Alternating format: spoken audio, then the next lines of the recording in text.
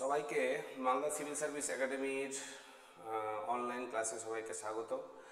আজকে আমরা নতুন সিরিজ শুরু করছি। আমাদের কোচিং সেন্টারের তরফ থেকে এই প্রথম অনলাইনে এমসিকিউ সিরিজ তৈরি করা হচ্ছে এবং সেই এমসিকিউ সিরিজটা তোমাদেরকে বোঝানোর জন্য যথেষ্ট উপযোগী হবে। আর তোমরা বলতে পারো এই এমসিকিউ টেস্ট যে সিরিজটা রয়েছে সেটা যেহেতু আমাদের মানে একটা আলাদা বৈশিষ্ট্য বহন করবে, তাই তোমাদের জন্য কিন্তু এই এমসিকিউ টেস্ট সিরিজটা কিন্তু খুব গুরুত্বপূর্ণ। আচ্ছা, কেন আলাদা বহন করবে, কি কারণ? তার পিছনে মূল কারণ হচ্ছে যে আমরা মালদা সিভিল সার্ভিস একাডেমির তরফ থেকে এই প্রথম আমরা চ্যাপ্টার ওয়াইজ এমসিকিউ নিয়ে এসেছি এবং মানে তোমাদের বিশেষ করে বেসিক বা ফাউন্ডেশন কোর্সটা যেটা থাকে চাকরি সংক্রান্ত, প্রতিটা চ্যাপ্টারে যা যা গুরুত্বপূর্ণ এমসিকিউগুলো রয়েছে আমরা সাবজেক্ট ওয়াইজ আমরা কমপ্লিট করবো, একদম চ্যাপ্টার ওয়াইজ। ঠিক আছে? আর তোমাদের সেই চ্যাপ্টার ওয়াইজ যে এমসিকিউ তার সিরিজ আমরা শুরু করছি। এই যে আজকের যে ভিডিওটা দেখতে পাচ্ছ তা ইতিহাসের উপর দিয়ে শুরু করছি, অর্থাৎ এখন ইতিহাসের উপর দিয়ে একদম কোনো মানে অনবরত তোমার হচ্ছে এমসিকিউ ভিডিওস আসবে এবং তোমরা এই এমসিকিউ ভিডিওগুলো যদি দেখো তাহলে তোমাদের খুব কাজে লাগবে। আর আমার বিশ্বাস যে এখানে যে কোয়েশ্চেন্সগুলো দেওয়া রয়েছে এই কোয়েশ্চেন্সগুলো যদি তোমরা করতে পারো তাহলে শুধুমাত্র যে তোমাদের এমসিকিউগুলো জানা হবে বা মুখস্থ করা হবে সেটা নয়, তার সাথে সাথে তোমাদের সেই সাবজেক্ট সম্বন্ধীয় একটা বেস তোমাদের কিন্তু তৈরি হবে। তো ইতিহাসের যেই তোমার হচ্ছে যে সিলেবাস, সেই সিলেবাস অনুযায়ী প্রথম যে চ্যাপ্টার ভারতবর্ষের ইতিহাস থেকে থাকে সেটা হচ্ছে কি তোমার হচ্ছে ইতিহাসের উপাদান। তো সেই ইতিহাসের উপাদানের ক্লাস আজকে প্রথম ক্লাস করতে চলেছি। আর তোমাদেরকে বলে রাখি যে ইতিহাসের উপাদানের যেটা রয়েছে আমরা কিন্তু তিনটে আলাদা আলাদা ভিডিওতে আমরা ইতিহাসের উপাদান করেছি, অর্থাৎ প্রাচীন ভারতের ইতিহাসের উপাদানের একটা ভিডিও রয়েছে, মধ্য ভারতের ইতিহাসের উপাদানের একটা ভিডিও রয়েছে এবং আধুনিক ভারতের ইতিহাসের আরেকটা ভিডিও রয়েছে। কেন এটা করা হয়েছে তার পিছনে কারণই হচ্ছে প্রাচীন ভারতের ইতিহাসের যে এভিডেন্স বা উপাদানগুলো সেগুলো আলাদা আলাদা, মধ্য ভারতের ক্ষেত্রে কিছুটা আলাদা, আর আধুনিক ভারতের ক্ষেত্রে তো একদমই আলাদা। তো সেই কারণে তিনটে আলাদা আলাদা ভিডিওর মাধ্যমে তিনটে তোমার হচ্ছে ইতিহাসের উপাদান তোমাদেরকে এখানে দেওয়া হবে। ঠিক আছে? তো আজকের আমাদের যেটা ক্লাস সেই ক্লাসটা শুধুমাত্র হচ্ছে প্রাচীন ভারতের ইতিহাসের উপাদান নিয়ে রয়েছে। এখানে আমরা টোটাল 50টা এমসিকিউ নিয়ে এসেছি এবং এই এমসিকিউ এর মাধ্যম দিয়ে আশা করা যায় তোমাদের কিন্তু এই চ্যাপ্টার সংক্রান্ত যে বেস সেটা কিন্তু ক্লিয়ার হয়ে যাবে। চলো আমাদের চ্যানেলের যে ভিডিও সেই ভিডিও ক্লাসটা ইতিহাস সংক্রান্ত এমসিকিউ ক্লাস শুরু করছি। ঠিক আছে? তো তোমরা নিশ্চয়ই এখানে দেখতেই পাচ্ছ প্রাচীন ভারতের ইতিহাসের উৎস বা উপাদান এই কথাটাই লেখা আছে, দেখতেই পাচ্ছ তোমরা। ঠিক আছে? তারপরে দেখো এরপরে ঠিক আছে তোমাদের ফার্স্ট কোশ্চেন এখানে দেওয়া রয়েছে, তোমরা নিশ্চয়ই কোশ্চেনটা দেখতে পাচ্ছ। ঠিক আছে? কি কোশ্চেন দেওয়া রয়েছে বলছে ভারতীয় ইতিহাস তোমার হচ্ছে পুনর্গঠনের জন্য প্রধান উৎস কোনটি? বলছে সাহিত্যিক উৎস না প্রত্নতাত্ত্বিক উৎস না বিদেশি উৎস না উপরের সবগুলি। তোমাদেরকে বলে রাখি ভারতবর্ষের যে ইতিহাস বিশেষ করে প্রাচীন ভারতের ইতিহাসের মানে তুমি যদি একদম অথেন্টিক এভিডেন্স যদি খোঁজ করতে চাও তাহলে কিন্তু অথেন্টিক এভিডেন্স কিন্তু খোঁজ করে পাবে না। তো যেহেতু অথেন্টিক এভিডেন্স খোঁজ করে পাবে না সেই কারণে তোমাদেরকে কি করতে হবে, বেশিরভাগটাই হয় অনুমানের উপরে ভিত্তি করে করতে হবে, না হলে প্রাচীন যুগের স্থাপত্য ভাস্কর্য বা তোমার হচ্ছে মুদ্রা এইসবের উপরে ভিত্তি করে করতে হবে। কিন্তু যা হবে প্রাচীন ভারতের ইতিহাসে বেশিরভাগটা হচ্ছে কিসের উপরে ভিত্তি করে, শুধুমাত্র হচ্ছে কি তোমার হচ্ছে অনুমানের উপরে ভিত্তি করে। তাই এই যে প্রাচীন ভারতের যে অনুমান, কি কি অনুমান, একটা হচ্ছে সাহিত্যিক উৎস, একটা প্রত্নতাত্ত্বিক উৎস এবং বিদেশি উৎস। এই তিনটা উৎসরই কিন্তু এখানকার অ্যান্সার হবে। কেন এই তিনটা অ্যান্সার হবে? কারণ এই তিনটার উপরে ভিত্তি করেই তোমার হচ্ছে কি অনুমানটা তৈরি করেছে বিভিন্ন ঐতিহাসিকরা। ঠিক আছে? অনুমান তৈরি করা হয়েছে। ঠিক আছে? অনুমান তৈরি করা হয়েছে। দেখো এখানে কতগুলো রিমার্কসের জায়গায় কিছু এক্সট্রা কথাও লেখা রয়েছে। কি কি লেখা রয়েছে দেখো, যে ভারতীয় ইতিহাস পুনর্গঠনের জন্য সাহিত্যিক উপাদান মানে আমাদের সাহিত্যিক উৎসগুলো কি কি আছে স্যার? যেমন হচ্ছে বেদ, পুরাণ, সংস্কৃত সাহিত্য, এগুলো হচ্ছে সাহিত্যিক উপাদান। ঠিক আছে? প্রত্নতাত্ত্বিক উপাদান বলতে গিয়ে কি কি মাথায় রাখবে, শিলালিপি, মুদ্রা, স্থাপত্য, এগুলো হচ্ছে প্রত্নতাত্ত্বিক উপাদান। আর বিদেশি উপাদান বলতে গিয়ে কি কি, তোমার হচ্ছে গ্রিক যারা এসেছিল তাদের উপাদান, যে তোমার নিশ্চয়ই জানো গ্রিকের মধ্যে তোমার হচ্ছে ধরো নাও মেগাস্তিনিস এসেছিল, তো মেগাস্তিনিসের লেখা যে বই সে ইন্ডিকা, সেখান থেকে আমরা জানতে পারছি। তারপর যে চীনারা এসেছিল ফাইয়েন হিউয়েনসাং, তাদের বই থেকে জানতে পারছি। বেশ কিছু আরবীয়রাও এসেছিল, তাদের বই থেকেও কিন্তু আমরা জানতে পারছি। তাহলে অর্থাৎ এই যে তোমার উপাদানগুলো, অর্থাৎ সাহিত্যিক উপাদান, প্রত্নতাত্ত্বিক উপাদান এবং বিদেশি উপাদানগুলো যেগুলো রয়েছে, সেগুলো হচ্ছে শুধুমাত্র কি অনুমান তৈরি করতে। কার অনুমান? প্রাচীন ভারতের ইতিহাসের, ঠিক আছে, প্রাচীন তোমার হচ্ছে ভারতের ইতিহাসের, ঠিক আছে, তোমার হচ্ছে কি কি তোমার হচ্ছে উৎস হিসাবে ব্যবহার করা হতে পারে। আশা করি তোমাদেরকে 1 নম্বর এমসিকিউটা আমি বুঝাতে পেরেছি, ঠিক আছে, কারো কোনো আশা করছি সমস্যা হওয়ার কথা নয়, ঠিক আছে। তারপর 2 নম্বর বলতে নেক্সট 2 নম্বর এমসিকিউ দেখতেই পাচ্ছ সবাই, ঠিক আছে। 2 নম্বর এমসিকিউটা দেখো সবাই, ঠিক আছে। বলছে প্রাচীন ভারতের ইতিহাসের প্রাচীন ভারতের ইতিহাসের সাহিত্যিক উৎসের মধ্যে কোনটা অন্তর্ভুক্ত নয়? আমরা কিছুক্ষণ আগে যে সাহিত্যিক উৎসের কথা বললাম তার মধ্যে থেকে কোনটা অন্তর্ভুক্ত নয়? তো বলছে কোনটা? এ বেদ, বি নম্বর পুরাণ, সি নম্বর শিলালিপি, আর ডি নম্বর হচ্ছে তোমার হচ্ছে জৈন এবং বৌদ্ধ গ্রন্থ। আমাদের মাথায় রাখতে হবে বেদ, বেদ কটা রয়েছে? 4টা বেদ, নাকি? ঋক, সাম, যদু, অথর্ব, 4টা বেদ। এই 4টা বেদকে আমরা তো সাহিত্যিক উপাদানই বলবো, তাই না? তারপর হচ্ছে কি কি তারপর হচ্ছে কি পুরাণ। তোমাদের জানা উচিত পুরাণ কটা আছে? পুরাণ হচ্ছে 18টা। এই 18টা পুরাণ মানে এগুলো লিখিত সাহিত্য,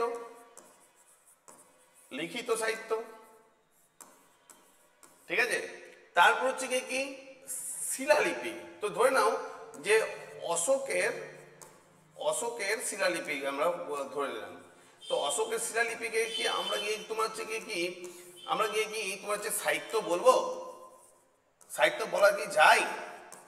একদমই না, সাহিত্য বলা যায় না। তো এটা হচ্ছে কি স্যার, অশোকের শিলালিপিটাকে আমরা কি বলবো? স্থাপত্য ও ভাস্কর্য। অর্থাৎ তার মানে হচ্ছে এই শিলালিপিটাই স্যার সাহিত্যিক উৎসের মধ্যে পড়লো না। আচ্ছা, বৌদ্ধ এবং জৈন যে গ্রন্থগুলো রয়েছে আমরা সবাই জানি, যেমন ত্রিপিটক, 3টা পিটক নিয়ে তৈরি, দ্বাদশাঙ্গ, জাতক, ঠিক আছে, এই যে এগুলো রয়েছে, ঠিক আছে, এগুলো তোমার হচ্ছে সব হচ্ছে সাহিত্যিক উপাদান, ঠিক আছে। তাহলে সাহিত্যিক উপাদানের মধ্যে তোমার সবগুলোই পড়লো, শুধু শিলালিপি পড়লো না। তো শিলালিপি তাহলে কিসের মধ্যে পড়লো? স্থাপত্য এবং ভাস্কর্যের মধ্যে পড়লো। আশা করি বুঝাতে পেরেছি। এবার দেখো 3 নম্বর কোশ্চেন। 3 নম্বর কোশ্চেন কি বলছে? যে অষ্টাধ্যায়ী যে গ্রন্থটি সেটা কে লিখেছেন? তো অষ্টাধ্যায়ী গ্রন্থটি লিখেছে গিয়ে কে? পাণিনি, ঠিক আছে। পাণিনি, এটা মাথায় রাখবে, ভারতের প্রথম অষ্টাধ্যায়ী যে বইটা, ঠিক আছে, সেটা হচ্ছে ভারতের তোমার হচ্ছে প্রথম ব্যাকরণ বই। এটা পরবর্তী বৈদিক যুগে লেখা হয়, ঠিক আছে, পরবর্তী বৈদিক যুগে লেখা হয়। কেন? পূর্ববর্তী বৈদিক যুগে শ্রুতি নির্ভর পড়া ছিল, সেখানে কিন্তু খুব একটা ব্যাকরণের দরকারই পড়েনি। তো এটা কে লিখেছিল? এটা পাণিনি লিখেছিল, ঠিক আছে। এখানে যে অপশনগুলো রয়েছে, কালিদাস, ভারতের শেক্সপিয়ার, আচ্ছা বাণভট্ট, কৌটিল্য অর্থশাস্ত্র লিখেছিল, এটা জানো নিশ্চয়ই। তো এরা কিন্তু কেউ অষ্টাধ্যায়ীর সাথে জড়িত নয়। অষ্টাধ্যায়ী লিখেছিল হচ্ছে কে? তোমার হচ্ছে Panini. Clear? Next question number 4 নিশ্চয়ই দেখতে পাচ্ছ। আমি বেশিক্ষণ সময় নেব না, যত তাড়াতাড়ি পারবো শেষ করার চেষ্টা করব, হ্যাঁ। কিন্তু এগুলো মাথায় রাখবে শুধুমাত্র প্রাচীন ভারতের ইতিহাসের উপাদান নিয়ে। কোয়েশ্চেন নাম্বার 4 বলছে মৌর্য যুগের রাষ্ট্রনীতি সম্বন্ধে কোথায় পাওয়া যায়? অর্থশাস্ত্র না মুদ্রা রাক্ষস না হচ্ছে তোমার হচ্ছে মিচ্ছকটিক, ঠিক আছে। মাথায় রাখবে স্যার মৌর্য যুগের তোমার হচ্ছে অর্থশাস্ত্র, এই বইটা গিয়ে কে লিখেছিল? অর্থশাস্ত্র বইটা লিখেছিল হচ্ছে কে স্যার? কৌটিল্য, ঠিক না। এই কৌটিল্যের আবার নাম রয়েছে এক্সট্রা, কি? বিষ্ণুগুপ্ত। কৌটিল্যর নাম কি রয়েছে? বলছে বিষ্ণুগুপ্ত। হ্যাঁ, আরেকটা নাম রয়েছে চাণক্য, ঠিক আছে। তো এই অর্থশাস্ত্র বইটা সেই ব্যক্তি লিখেছিলেন, এবং তিনি মানে এই যে তোমার হচ্ছে কৌটিল্য হচ্ছে কি চন্দ্রগুপ্ত মৌর্যের চন্দ্রগুপ্ত মৌর্যের বলতে পারো যে হচ্ছে কি রাজনৈতিক গুরু ছিলেন, রাজনৈতিক গুরু ছিলেন এবং তার বই থেকে মৌর্য যুগের তোমার হচ্ছে কি রাষ্ট্রনীতি সম্বন্ধে জানা যায়। ঠিক আছে, এটাকে ওটাই লেখা আছে যে কৌটিল্যের অর্থশাস্ত্র মৌর্য যুগের রাষ্ট্রনীতি অর্থনীতি সমাজ সম্বন্ধে বিস্তারিত তথ্য প্রদান করে। ঠিক আছে, আশা করি বোঝাতে পারলাম। আচ্ছা, হর্ষচরিত তো বানভট্টের লেখা, হ্যাঁ, মুদ্রা রাক্ষস, মৃচ্ছকীটম, এই যে এগুলো রয়েছে এগুলোর সাথে স্যার কোনোটাই স্যার হচ্ছে কৌটিল্যের লেখা নয়। এবং চন্দ্রগুপ্ত মৌর্যের তোমার হচ্ছে রাষ্ট্রনীতি সম্বন্ধে বা মৌর্য যুগের রাষ্ট্রনীতি সম্বন্ধে অর্থশাস্ত্রে লেখা রয়েছে এবং এই অর্থশাস্ত্রটা যিনি করেছিলেন তার নাম হচ্ছে কি কৌটিল্য। ঠিক আছে, next question number 5। Question number 5 দেখো কি বলছে, প্রাচীন ভারতের ইতিহাসের প্রত্নতাত্ত্বিক উৎসের মধ্যে কোনটা অন্তর্ভুক্ত? প্রত্নতাত্ত্বিক, এর আগে একটা আমরা সাহিত্যিক উৎস পেয়েছিলাম, এবার প্রত্নতাত্ত্বিক বলছে। শিলালিপি, অবশ্যই শিলালিপি, আমি কিছুক্ষণ আগে বললাম যে শিলালিপি হচ্ছে কি তোমার হচ্ছে স্থাপত্য ভাস্কর্য, শিলালিপি হচ্ছে স্থাপত্য ও ভাস্কর্য। ঠিক আছে, মুদ্রা স্যার এটাও হচ্ছে কি তোমার হচ্ছে প্রত্নতাত্ত্বিক, প্রত্নতাত্ত্বিক। ঠিক আছে, তারপর হচ্ছে কি স্থাপত্য, তো স্যার এটাও, হ্যাঁ, তিনটাই হচ্ছে কি স্যার তোমার হচ্ছে প্রত্নতাত্ত্বিক উৎস। ঠিক আছে, তিনটাই, তার মানে উত্তর গিয়ে কি হবে স্যার সবগুলো। ঠিক আছে, মানে অর্থাৎ সবগুলোই অন্তর্ভুক্ত রয়েছে, একটা অন্তর্ভুক্ত নয় এই ব্যাপারটা কিন্তু নেই। হলো, এটা হলো কোয়েশ্চেন নাম্বার হচ্ছে কত 5। কোয়েশ্চেন নাম্বার এবার হচ্ছে 6। ঠিক আছে, আমাদের ভারতের প্রাচীন যুগের ইতিহাসের উৎস থেকে এই কোয়েশ্চেনগুলো যদি তোমরা পড়তে পারো তোমাদের কিন্তু এক্সট্রা আর কোনো কোয়েশ্চেনের তেমন দরকার পড়বে না। ঠিক আছে, কোয়েশ্চেন নাম্বার 6 বলছে অশোকের শিলালিপি কোন ভাষায় লেখা? ঠিক আছে, অশোকের শিলালিপি বলছে সংস্কৃত, প্রাকৃত, পালি না তামিল? সবার প্রথম কথা বলি, অশোকের শিলালিপিগুলো প্রাকৃত ভাষায় লেখা ছিল। ঠিক আছে, প্রাকৃত ভাষা, হ্যাঁ, অর্থাৎ সংস্কৃত ভাষায় অশোক লেখার কাজ করেনি। পালি ভাষায় ত্রিপিটক লেখা হলো, অশোকের যে শিলালিপিগুলো অশোক কিন্তু পালি ভাষায় লেখেনি, প্রাকৃত ভাষায় লিখেছে। ঠিক আছে, তামিল ভাষা তো হবে না, দক্ষিণ ভারতে খুব একটা বেশি নেই। তারপরে বলবো দক্ষিণ ভারতের মাস কি তোমার হচ্ছে কোথাকার মাস কি তোমার হচ্ছে কর্ণাটক, সেখানে অশোকের শিলালিপি পাওয়া যায়। ঠিক আছে, মাথায় রাখবে যে ভারতবর্ষের আজকে যে আমাদের ভারতবর্ষ রয়েছে, ঠিক আছে, ভারতবর্ষ অশোকের যেখানে যেখানে তোমার হচ্ছে শিলালিপি রয়েছে সব জায়গাতেই হচ্ছে প্রাকৃত ভাষায় লেখা রয়েছে। ঠিক আছে, সব জায়গাতে কোন ভাষায় লেখা রয়েছে? প্রাকৃত ভাষায় লেখা রয়েছে। কিন্তু এই যে প্রাকৃত ভাষায় লেখা রয়েছে, প্রাকৃত ভাষায় কেন? তার পিছনে মূল কারণ হচ্ছে স্থানীয় যে মানুষরা, ঠিক আছে, স্থানীয় মানুষরা, হ্যাঁ, যেন সেই রাজার মহান কাজ গুলি অনুভব করতে পারে, অনুভব করতে পারে। ঠিক আছে, এবার কথা হচ্ছে প্রাকৃত ভাষায় লেখা হলেও এটা যখন লিপিতে আসবে, ভাষা আলাদা জিনিস, লিপি আলাদা জিনিস, তখন কিন্তু হচ্ছে সারা ভারতবর্ষ জুড়ে ব্রাহ্মী লিপিতে লেখা হয়েছিল। সারা ভারতে, সারা ভারতে কোন লিপিতে লেখা হয়? ব্রাহ্মী লিপি। কিন্তু ভাষা কি? ভাষা হচ্ছে প্রাকৃত। ঠিক আছে, কিন্তু উত্তর পশ্চিম ভারতে এই অঞ্চলে বিস্তীর্ণ অঞ্চলে এখন পাকিস্তান, ইরান বর্ডার বা আফগানিস্তান বর্ডার, এই জায়গায় তোমার হচ্ছে খরস্টি লিপিতে লেখা হয়েছিল, খরস্টি লিপিতে লেখা হয়েছিল। ঠিক আছে, তাহলে বুঝতে পারছো কোন লিপিতে লেখা হয়েছিল? খরস্টি লিপিতে লেখা হয়েছিল। তাহলে লিপি জিনিসটা আলাদা, দুই ধরনের লিপি, একটা হচ্ছে কি ব্রাহ্মী লিপি আর একটা হচ্ছে কি তোমার হচ্ছে খরস্টি লিপি। কিন্তু ভাষা যখন বলবে প্রাকৃত ভাষা, তামিল ভাষাতেও লেখা হয়নি। অশোকের, যেহেতু অশোক নিজে বৌদ্ধ ধর্মাবলম্বী ছিলেন, তো অনেকের মাথায় আসতে পারে যে তোমার হচ্ছে কি পালি ভাষায় লেখা হয়েছে, কেন ত্রিপিটক তোমার হচ্ছে পালি ভাষায় লেখা হয়েছে।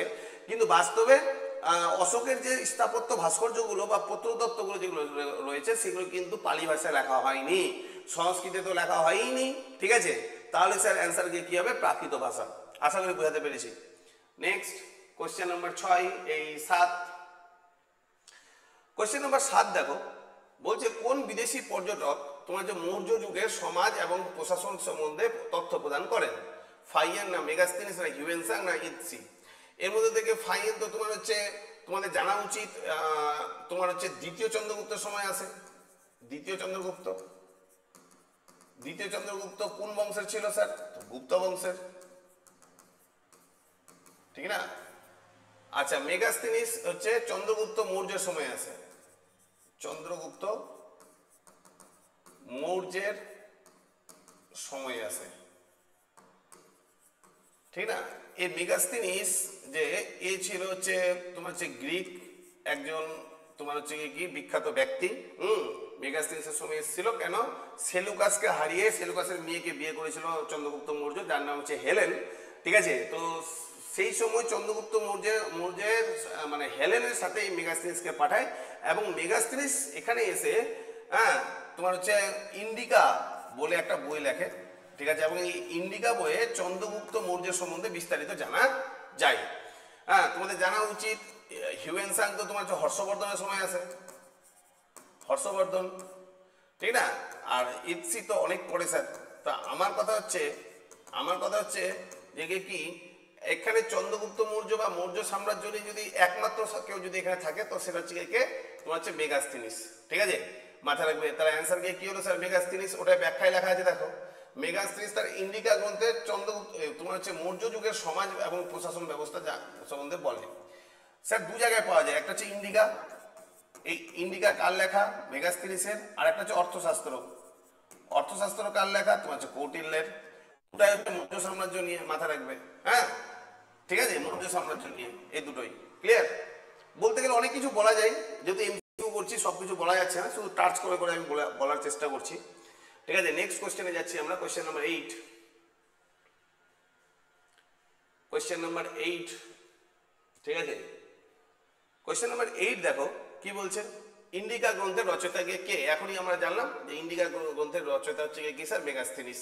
তো লেখা আছে মেগাস্তিনিস যে গ্রিক রাষ্ট্রদূত ছিল, চন্দ্রগুপ্ত মৌর্যের সময় এসেছিল ভারতে, সে তখন হচ্ছে কি স্যার? মেগাস্তিনিস, সে ইন্ডিকা বই লেখে, ঠিক আছে? আচ্ছা, ইন্ডিকা বই আমি কিছুক্ষণ আগে বললাম যে মৌর্য যুগের প্রশাসনিক ব্যবস্থা,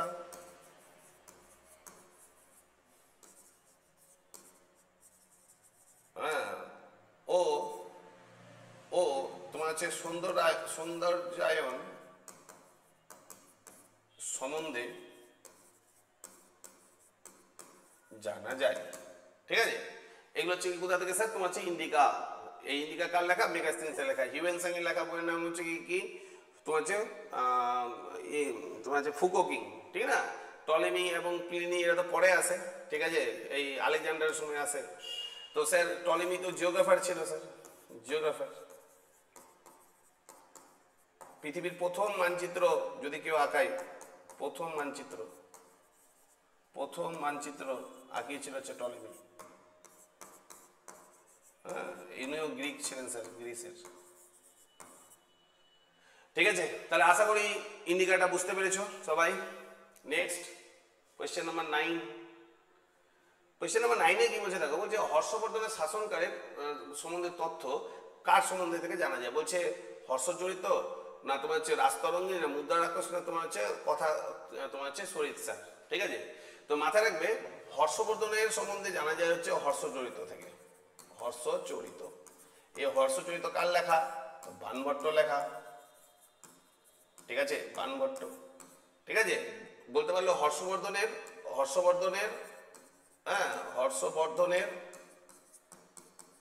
সভা কবি ছিলেন, ঠিক আছে? তোমার হচ্ছে গুপ্ত পরবর্তী সময়ে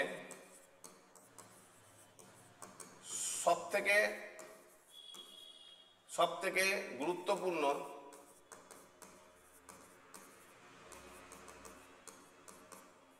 শাসক ছিলেন তোমার হচ্ছে হর্ষবর্ধন।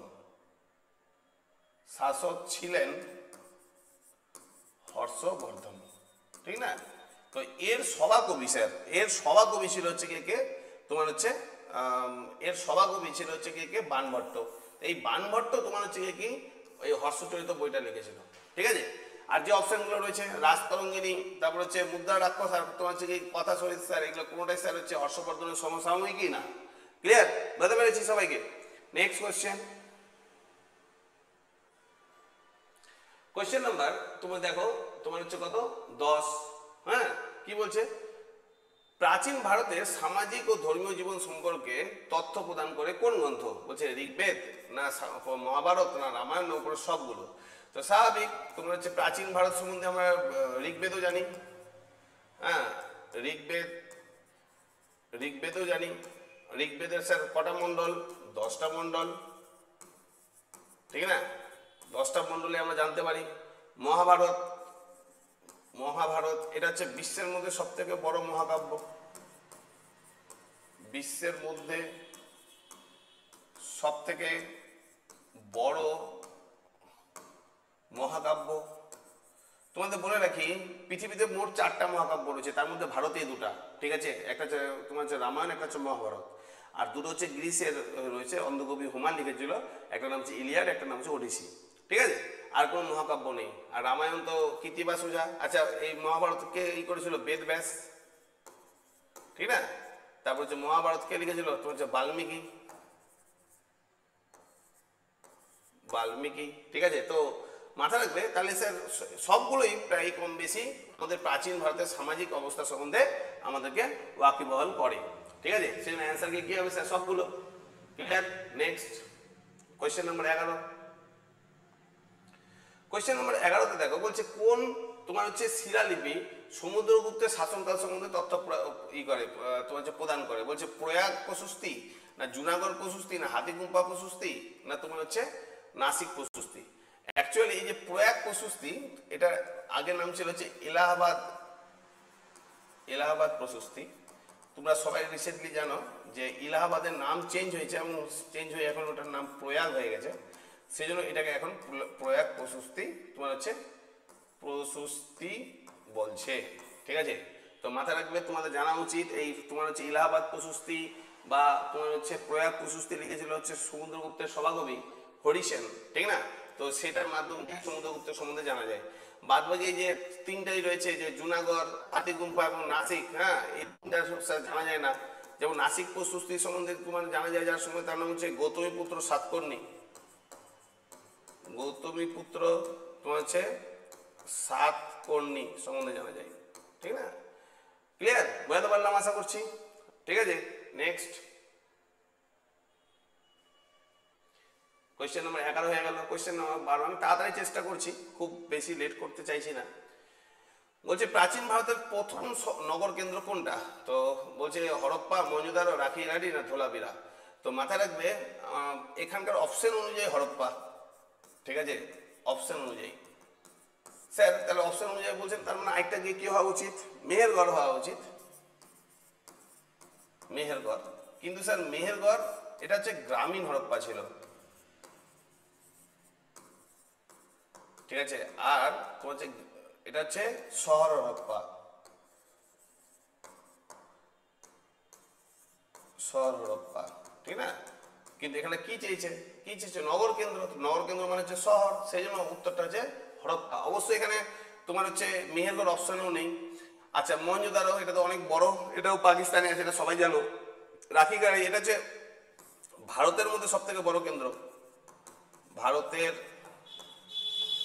মধ্যে সব থেকে বড়, এটা হরিয়ানাতে আছে স্যার, হরিয়ানা, ঠিক না? ধোলাবিরা, এটা গুজরাটে আছে স্যার,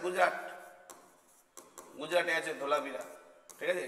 6টাই হচ্ছে গিয়ে, এই 4টাই হচ্ছে গিয়ে কি প্রাচীন ভারতের শহরের মধ্যে থেকে প্রথম বা সব থেকে পুরনো হচ্ছে গিয়ে sir Harappa. Clear? Next question number 13। বলছে ভারতীয় প্রত্নতত্ত্বের জনক কাকে বলা হয়? জেমস প্রিন্সেপ না আলেকজান্ডার কার্নিংহাম, জন মার্শাল না তোমার হচ্ছে আর.ডি তোমার হচ্ছে ব্যানার্জি? আর.ডি ব্যানার্জি মানে হচ্ছে রাখাল দাস বন্দ্যোপাধ্যায় আর কি। আর.ডি ব্যানার্জি মানে হচ্ছে রাখাল দাস বন্দ্যোপাধ্যায়। আমরা সবাই জানি এই রাখাল দাস বন্দ্যোপাধ্যায় মহেঞ্জোদারো আবিষ্কার করেন এবং সেটা করেছিল 1922 সালে। অবশ্য তার আগে দয়ারাম সাহানি তোমার হচ্ছে হরপ্পা সভ্যতা আবিষ্কার করে দিয়েছিল। এবার কথাটা হচ্ছে যে স্যার এদের মধ্যে থেকে মাথায় রাখতে হবে, উত্তর হবে আলেকজান্ডার কার্নিংহাম। এবার প্রশ্ন হচ্ছে কেন, তার পিছনে কারণ কি কি? তার পিছনে কারণ বলি যে তোমাদের জানা উচিত প্রত্নতত্ত্ব বিভাগ, ঠিক আছে, প্রত্নতত্ত্ব বিভাগ তৈরি যিনি করেছিলেন তার নাম হচ্ছে লর্ড কার্জন। সম্ভবত সালটা 1904 সালে, ঠিক আছে। তো তিনি দায়িত্ব দিয়েছিলেন তোমার হচ্ছে লর্ড কার্নিংহামকে।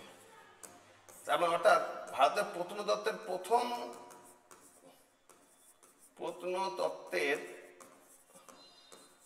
প্রথম জনক যদি কাউকে বলা হয় সেটা হচ্ছে কার্নিংহাম।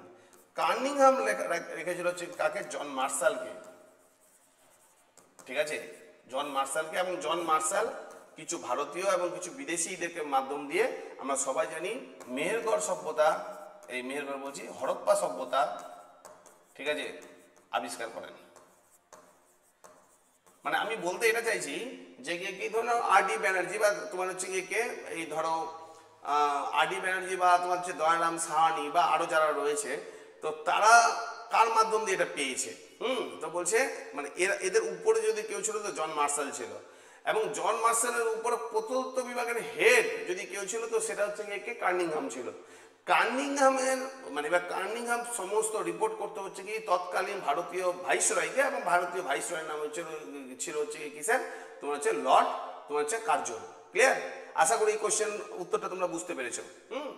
নেক্সট কোশ্চেন নাম্বার 14 দেখো,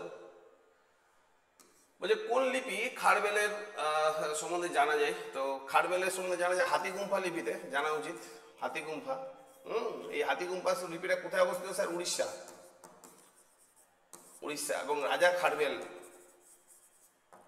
খারবেলের সম্বন্ধে জানা যায়, ঠিক আছে। এই খারবেল একজন জৈন রাজা ছিলেন। তো হাতিগুম্ফা লিপি আশা করি বুঝতে পারলে, হাতিগুম্ফা লিপি তাহলে হচ্ছে কে স্যার? খারবেল, ঠিক আছে। আচ্ছা, তারপরে এছাড়া অন্যান্য লিপিগুলো রয়েছে জুনাগড়, নাসিক এবং গিরনা, ঠিক আছে। নাসিক প্রশস্তি অলরেডি আমি বলে দিয়েছি গৌতমীপুত্র সাতকর্ণী, ঠিক আছে। আর বাদবাকি এই যে জুনাগড় আর তোমার হচ্ছে গিরনা আমরা কিছুক্ষণ পরেই পাবো, চিন্তা করার কোনো ব্যাপার নেই, ঠিক আছে। নেক্সট, এটা কোয়েশ্চেন নাম্বার 14। এবার কোয়েশ্চেন নাম্বার হচ্ছে কি কত স্যার? 15। কোয়েশ্চেন নাম্বার 15 গিয়ে কি বলছে? প্রাচীন ভারতের তোমার হচ্ছে মুদ্রা, ঠিক আছে, কোন ধাতু দিয়ে তৈরি? বলছে সোনা না রূপা না তামা না সবগুলো। তো মাথায় রাখবে সবগুলো দিয়ে তৈরি। অর্থাৎ প্রাচীন ভারতে আমরা যেমন নিস্ক মোনা বলে দুটো পাই, আবার তামার মুদ্রার নাম রয়েছে রূপক, ঠিক আছে। এই ধরনের অনেক মুদ্রা রয়েছে। অর্থাৎ তোমার হচ্ছে কি সোনারও মুদ্রা রয়েছে, তামাও আছে, আবার সিলভার বা রূপাও আছে। সেই জন্য অ্যান্সারকে কি হবে স্যার? তোমার হচ্ছে সবগুলি। তাই স্যার এই সোনা রূপা এবং তামা যাই পাওয়া যাক না কেন, এর মাধ্যম দিয়ে যে জিনিসটা সব থেকে মেন পাওয়া যাচ্ছে সেটা হচ্ছে কি তোমার হচ্ছে এর মাধ্যম দিয়ে যেটা সব থেকে মেন পাওয়া যাচ্ছে সেটা হচ্ছে কি যে আর্থসামাজিক ব্যবস্থা বা অর্থনৈতিক ব্যবস্থা কেমন ছিল সেই জিনিসটা সম্বন্ধে বোঝা যাচ্ছে বা জানা যাচ্ছে, ঠিক আছে। ক্লিয়ার? নেক্সট,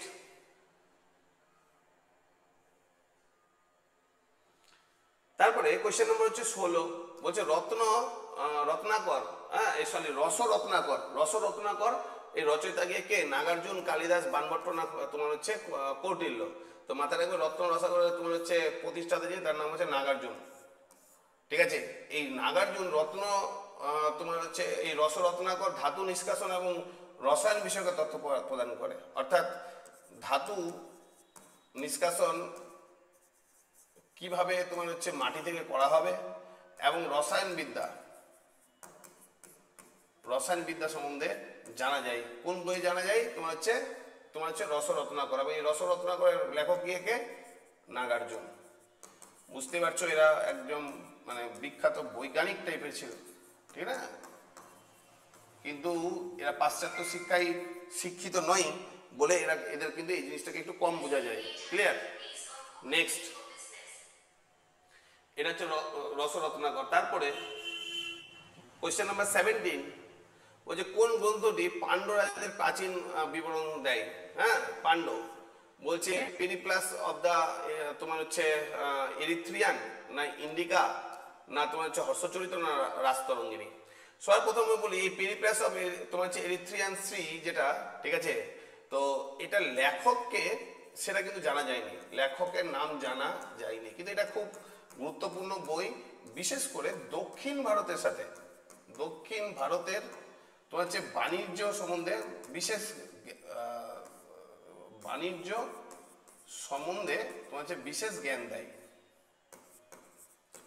বিশেষ জ্ঞান দেয়, ঠিক আছে, দক্ষিণ ভারতের বাণিজ্য সম্বন্ধে, ঠিক আছে। ইন্ডিকা তো সবাই নিশ্চয়ই জানোই, ইন্ডিকা হচ্ছে কি মেগাস্থিনি, ষষ্ঠচরিত হচ্ছে বানভট্ট, রাজতরঙ্গিনী হচ্ছে কলহন, এগুলো সবাই জানো নিশ্চয়ই। নেক্সট কোয়েশ্চেন নাম্বার হচ্ছে কত স্যার? 18।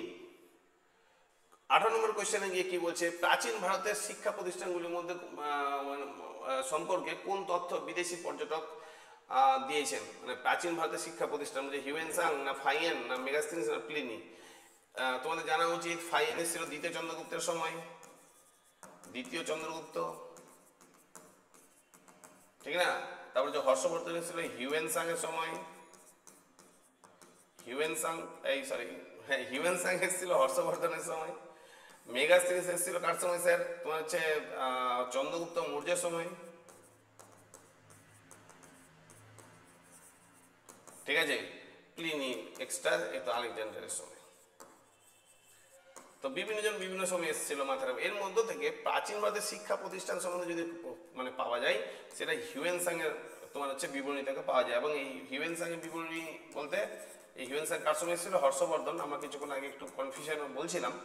তো এই হিউয়েনসাং বলা হয় নাকি যে হিউয়েনসাং নালন্দাতে পড়াশোনা করতো, হিউয়েনসাং নালন্দাতে পড়াশোনা করতো, এবং হিউয়েনসাং এর যে লেখা সেই লেখাতে এই নালন্দা বিশ্ববিদ্যালয় সম্বন্ধে বিস্তারিত পাওয়া যায়, ঠিক আছে, হিউয়েনসাং এর তোমার হচ্ছে বইয়ে। Clear? Next question, question number 19। Question number 19 বলছে কোনটি বৌদ্ধ ধর্মের প্রাচীন গ্রন্থ? হ্যাঁ, বলছে ত্রিপিটক, পুরাণ না উপনিষদ না রামায়ণ। তো স্যার ত্রিপিটক, তিনটা পিটক নিয়ে ত্রিপিটক তৈরি। কি কি? বিনয় পিটক, সূত্র পিটক আর অভিধর্ম পিটক। আমরা সবাই জানি যে স্যার তৃতীয় বৌদ্ধ সংহতিতে এই তিনটা যুক্ত হয়, এই তিনটে যুক্ত হয়, ঠিক আছে, ত্রিপিটক। এবং ত্রিপিটক হচ্ছে বৌদ্ধদের প্রধান গ্রন্থ, বৌদ্ধদের প্রধান গ্রন্থ। আর এটা কি ভাষায় লেখা স্যার? তোমার হচ্ছে পালি ভাষায় লেখা। পুরাণ, এটা তো বুঝতে পারছো, তোমার হচ্ছে সনাতনীদের জন্য হচ্ছে পুরাণ, 18টা পুরাণ ছিল। আচ্ছা, উপনিষদ 108টা উপনিষদ ছিল, জানো নিশ্চয়ই। তোমার হচ্ছে বেদের শেষ অংশ যেটা হচ্ছে বেদাঙ্গ নামে পরিচিত উপনিষদ। রামায়ণ তো আমি কিছুক্ষণ আগে বললাম স্যার হচ্ছে মহাকাব্য। পৃথিবীতে 4টা প্রধান মহাকাব্য রয়েছে, তার মধ্যে থেকে রামায়ণ এবং মহাভারত একটা, ঠিক আছে। তো এদের মধ্যে থেকে তিনটাই পুরাণ, উপনিষদ এবং তোমার হচ্ছে রামায়ণ, এগুলো সব হচ্ছে কি স্যার বৈদিক যুগকে কেন্দ্র করে। একমাত্র ত্রিপিটক হচ্ছে কাকে কেন্দ্র করে স্যার? তোমার হচ্ছে বৌদ্ধ ধর্মকে কেন্দ্র করে, ঠিক আছে। নেক্সট কোয়েশ্চেন নাম্বার 20 বলছে প্রাচীন ভারতের সামাজিক তোমার হচ্ছে বর্ণ ব্যবস্থা সম্বন্ধে তথ্য, হ্যাঁ, কোন গ্রন্থ থেকে পাওয়া যায়? বলছে ঋগ্বেদ না মনুস্মৃতি না অর্থশাস্ত্র না উপর সবগুলি। তো স্যার সবগুলোই হবে, ঋগ্বেদও হবে, হ্যাঁ, মনুস্মৃতি, এটা স্মৃতি আছে স্যার, 6টা না 7টা স্মৃতি আছে। তো সেই স্মৃতিগুলোর মধ্যে মনুস্মৃতি আছে। মনুস্মৃতি আইন সংক্রান্ত বই, মনু লিখেছিল। এই বইটাকেই তোমার হচ্ছে ডক্টর বি.আর. আম্বেদকর তোমার হচ্ছে প্রেস কনফারেন্স ডেকে ছিঁড়ে ফেলেছিল। অর্থশাস্ত্র তো কৌটিল্য, হ্যাঁ, আর ঋগ্বেদ 4টা বেদের মধ্যে প্রথম বেদ, সব থেকে প্রাচীন বেদ। তো সবগুলোতেই প্রাচীন ভারতের সামাজিক ব্যবস্থা সম্বন্ধে জানা যায়, ঠিক আছে। তাহলে উত্তর কি হবে স্যার? সবগুলো, ঠিক না। Next question number 21। Question number দেখো 21 বা 21 বলছে মহাবংশ এবং দীপবংশ কোন ধর্মীয় বিষয়ক গ্রন্থ হিসাবে ধরা হয়? বলছে সনাতন ধর্ম, জৈন ধর্ম, আজীবক ধর্ম না বৌদ্ধ ধর্ম। স্যার বৌদ্ধ ধর্ম জানা উচিত। রাজা অশোকের সময়কার দুটো বিখ্যাত বই, একটা নাম হচ্ছে মহাবংশ এবং একটা হচ্ছে দীপবংশ, ঠিক না। হ্যাঁ, মূলত এই বইগুলোতেই যে অশোক, মানে জানা যায় যে অশোক চণ্ডাশোক ছিল, চণ্ডাশোক মানে সে তার 99টা ভাইকে যে হত্যা করেছিল, ঠিক আছে, সেটা এই বইয়ে পাওয়া যায়। আর তাহলে স্যার মহাবংশ এবং দীপবংশ এটা দুটোই কিন্তু হচ্ছে বৌদ্ধ ধর্মের বই, অশোকের সমসাময়িক। কোয়েশ্চেন নাম্বার হচ্ছে কত স্যার 22। কোয়েশ্চেন নাম্বার 22 দেখো, ওদের নিম্নলিখিত কোন বইটি কালিদাস লিখেছিলেন? তোমার হচ্ছে রঘুবংশনম, মেঘদূতম, ঠিক আছে, মালবিকা অগ্নিমিত্রম। স্যার তিনটাই স্যার, উপরে সবগুলো। মানে আমি একটু কোয়েশ্চেনগুলোকে অ্যাড করে করে কেন করেছি, তার পিছনে মূল কারণই হচ্ছে যাতে তোমরা বুঝতে পারো, এটাই কারণ, ঠিক আছে, যাতে তোমরা বুঝতে পারো যে অনেক তথ্য বেশি দেওয়ার জন্যই এগুলোকে আমি কিন্তু করেছি। ক্লিয়ার? তো স্যার কালিদাসকে ভারতের শেক্সপিয়ার বলা হয় জানো সবাই, এবং কালিদাস হচ্ছে মৈথিল অঞ্চলের জন্য বিখ্যাত। মৈথিল বলতে স্যার আমাদের এই তোমার হচ্ছে যে বিহারের যে মৈথিল অঞ্চল, মধুবনী যে তোমার হচ্ছে মধুবনী যে তোমার যে চিত্রশিল্প যে ওখানকার বিখ্যাত, কোন সময়কার, কনিষ্কের সময়কার, সেই অঞ্চলটাকে মৈথিল অঞ্চল বলে। এবং মৈথিল অঞ্চলের বিখ্যাত একজন সাহিত্যিক যদি কেউ হয়, সে তার নাম হচ্ছে কে স্যার? কালিদাস। এবং এই কালিদাস তোমার হচ্ছে বেশ কিছু বই লিখেছিল, তার মধ্যে তোমার হচ্ছে অভিজ্ঞনম শকুন্তলম, মালবিকা অগ্নিমিত্রম, তারপর হচ্ছে কি স্যার মেঘদূতম, রঘুবংশনম, এই বইগুলো লিখেছিল। এবং প্রতিটা বই লিখেছিল সংস্কৃতে। আর একটা কথা মাথায় রাখবে যে এই বইগুলো যে তিনি যে লিখেছিলেন সমুদ্রগুপ্তের সমসাময়িক ইনি ছিলেন, এবং গুপ্ত সাম্রাজ্যের বেশ কিছু শাসকের সময় তিনি কিন্তু ছিলেন। হলো? তারপরে হচ্ছে কি স্যার নেক্সট কোয়েশ্চেন নাম্বার হচ্ছে কত স্যার? কোয়েশ্চেন নাম্বার হচ্ছে 23। বলছে আর্যভট্ট সম্বন্ধীয় বলছে কোন বিষয়টা সঠিক? বলছে আর্যভট্ট হচ্ছে 10 গীতা সূত্র গ্রন্থের রচয়িতা, সূর্য সিদ্ধান্তের লেখক, হ্যাঁ, আর্যষ্টত গ্রন্থের লেখক, উপরে সবগুলি। দেখো তোমরা সবাই হয়তো সূর্য সিদ্ধান্তটা জানো, যে সূর্য সিদ্ধান্তের লেখক হচ্ছে কি স্যার? আর্যভট্ট, এটা সবাই জানো। দেখো আমি এইটা ছাড়াও আরো দুটো তথ্য দিয়েছি যেটা তোমাদেরকে মাথায় রাখতে হবে। আরো দুটো বইয়ের লেখক তিনি, একটা হচ্ছে কি স্যার 10 গীতা সূত্র, আর একটা হচ্ছে আর্য ষষ্ঠত, ঠিক আছে, দুটো বইয়ের লেখক। আচ্ছা, এছাড়াও আমরা যদি আর্যভট্ট সম্বন্ধে জানি তো কি জানবো? তিনি একজন জ্যোতির্বিজ্ঞানী ছিলেন। তিনি একজন কি ছিলেন? জ্যোতির্বিজ্ঞানী ছিলেন। বীজগণিতের জনক, বীজগণিতের তিনি জনক ছিলেন। শূন্য আবিষ্কার করেছিলেন, শূন্য। তিনি প্রথম যিনি শূন্য আবিষ্কার করেন। তিনি বলেছিলেন যে পৃথিবী তোমার হচ্ছে সূর্যের চারিদিকে ঘুরে। এই সূর্যের চারিদিকে ঘুরে তোমার হচ্ছে পৃথিবী, এটা যে সূর্য সিদ্ধান্ত সংক্রান্ত, এই চারটা তার সম্বন্ধে ফেমাস জিনিস মাথায় রাখবে। তিনি জ্যোতির্বিজ্ঞানী ছিলেন। দ্বিতীয় হচ্ছে বীজগণিতের জনক, এই তোমার হচ্ছে বলা হয় তোমার হচ্ছে একে, হ্যাঁ, তোমার হচ্ছে আর্যভট্টকে। আর্যভট্ট শূন্য আবিষ্কার করেছিলেন, এটা একটা বিশাল বড় আবিষ্কার স্যার গণিতের ক্ষেত্রে। আর স্যার পৃথিবী যে সূর্যের চারিদিকে ঘোরে প্রথম ব্যক্তি হিসাবে তিনি বলেছিলেন, তারই কথাটাকে রিপিট করেছিলেন কোপার্নিকাস, ঠিক আছে। এবং তিনি যেটা বলেছিলেন সূর্য সিদ্ধান্ত বলেছিলেন, এবং তিনি যার সমসাময়িক ছিলেন, এটা পরীক্ষা আসতে পারে, তার নাম হচ্ছে কি স্যার? সমুদ্রগুপ্ত। সমুদ্রগুপ্তের সময়টা সেজন্য খুব সুবর্ণ যুগ, এবং সেই সুবর্ণ যুগ বলার পিছনে কিন্তু অগ্রণী ভূমিকা যিনি নিয়েছিলেন তার নাম হচ্ছে কি sir? Aryabhatta. Clear? Next question number 24 বলছে তোমার হচ্ছে আর্য মঞ্জুশ্রী মূলক গ্রন্থের তোমার হচ্ছে গ্রন্থে কোন বাংলা শাসকের কথা বলা রয়েছে? খুব ভালো একটা কোয়েশ্চেন স্যার, আসতে পারে WBCS এর মতো পরীক্ষাতে। হ্যাঁ, তো স্যার শশাঙ্ক। দেখো বাদ বাকিগুলো বাংলা শাসকই না। হ্যাঁ, যেমন ধরো হচ্ছে হর্ষবর্ধন বাংলা শাসক না, হর্ষবর্ধন হচ্ছে কনৌজের শাসক। ওহো, কনৌজের শাসক, তো ইনি বাংলার শাসকই ছিলেন না। ধর্মপাল ছিলেন স্যার, ধর্মপাল বাংলার পাল সাম্রাজ্যের, ঠিক না। আর লক্ষণ সেন হচ্ছে সেন সাম্রাজ্য। এরা দুজন অবশ্য বাংলার, ঠিক আছে, ধর্মপাল এবং লক্ষণ সেন। কিন্তু স্যার উত্তর হবে আর্য মঞ্জুশ্রী মূলকের সাথে জড়িত হচ্ছে যিনি, তার নাম হচ্ছে শশাঙ্ক। শশাঙ্ককে কে স্যার? শশাঙ্ক হচ্ছে বাংলার প্রথম স্বাধীন রাজা। তিনি শিবের আরাধনা করতেন, হ্যাঁ, এবং গৌড়ের অধিপতি ছিলেন। এবং গৌড়ের তার রাজধানী যে জায়গাটা ছিল তার নাম হচ্ছে কি স্যার? কর্ণ সুবর্ণ, ঠিক আছে। তারপরে আমরা সবাই জানি মাৎস্যনালয় আছে, এবং মাৎস্যনালয়ের পরবর্তী সময়ে তোমার আবার গোপাল পাল বংশে প্রতিষ্ঠা করেছিল। ক্লিয়ার? নেক্সট নেক্সট কোশ্চেন দেখো, দেখতে পাচ্ছ নিশ্চয়ই সবাই। কি বলছে দেখো, বলছে তোমার হচ্ছে রোটাসগড় লিপি থেকে কার সম্বন্ধে জানা যায়? হ্যাঁ, শশাঙ্ক না গোপাল না ধর্মপাল না লক্ষণ সেন? এদের মধ্যে গোপাল এবং ধর্মপাল হচ্ছে পাল সাম্রাজ্যের স্যার, লক্ষণ সেন হচ্ছে সেন বংশের। কিন্তু এদের কারো সম্বন্ধে জানা যায় না। মাথায় রাখবো রোটাসগড় লিপি থেকে, এটা একটা লিপি, লিপি মানে হচ্ছে কি স্যার স্থাপত্য ভাস্কর্য, এবং ওখান থেকে কাজ যার সম্বন্ধে জানা যায় তার নাম হচ্ছে কি স্যার শশাঙ্ক। শশাঙ্ক, ঠিক আছে, মাথায় রাখবে আশা করছি। নেক্সট কোয়েশ্চেন নাম্বার হচ্ছে কোয়েশ্চেন নাম্বার 26। কোয়েশ্চেন নাম্বার 26-এ কি বলছে দেখো, নিম্নলিখিত কোন নাটকটি রচয়িতা হলেন হর্ষবর্ধন। হর্ষবর্ধন নাটক লিখেছিল, সবাই জানা উচিত। কি কি স্যার বলছে, রত্না তোমার হচ্ছে বলি না, প্রিয়দর্শিকা না, নাগানন্দ না, উপরে সবগুলি। স্যার উপরে সবগুলি স্যার, ঠিক না। হর্ষবর্ধন কোন যে রাজা ছিল জানো নিশ্চয়ই, এবং পরবর্তী গুপ্ত যুগের পরে তিনি উত্তর ভারতের মহান রাজা এবং দূরদৃষ্টি সম্পন্ন রাজা ছিলেন। কুম্ভ মেলা চালু করেছিল স্যার, কুম্ভ মেলা বলা হয় যে কুম্ভ মেলা তারই সময় চালু হয়, ঠিক আছে। তো উত্তর গিয়ে কি হবে স্যার, উপরে সবগুলি। তিনটায় বই লিখেছিল তিনি, রত্নবলী, তোমার হচ্ছে প্রিয়দর্শিকা এবং নাগানন্দ। আর মাথা করে তিনটায় নাটক সংক্রান্ত স্যার, নাটক। Clear. Next question, question number হচ্ছে কত, কোয়েশ্চেন নাম্বার হচ্ছে 26, এই 27 বলছে বাসব দত্তা গ্রন্থের রচয়িতা কে। তোমার হচ্ছে সুবন্ধু না শূদ্রক না ডিংনাগ না ভট্টি। তো মাথায় রাখবে স্যার, একটা জিকে টাইপের কোয়েশ্চেন। হ্যাঁ, তোমার হচ্ছে সুবদ্ধ, এই সুবদ্ধ হচ্ছে কি স্যার বাসব, এই বাসব দত্তা তোমার হচ্ছে গ্রন্থের রচয়িতা, ঠিক আছে।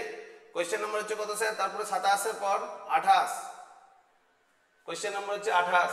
28-এ কি বলছে, দশ কর্ম পদ্ধতি, ঠিক আছে, দশ কর্ম পদ্ধতি গ্রন্থের রচয়িতা কে বলছে, তোমার হচ্ছে ভবদেব ভট্ট না ধোলি না জয়দেব না লক্ষণ সেন।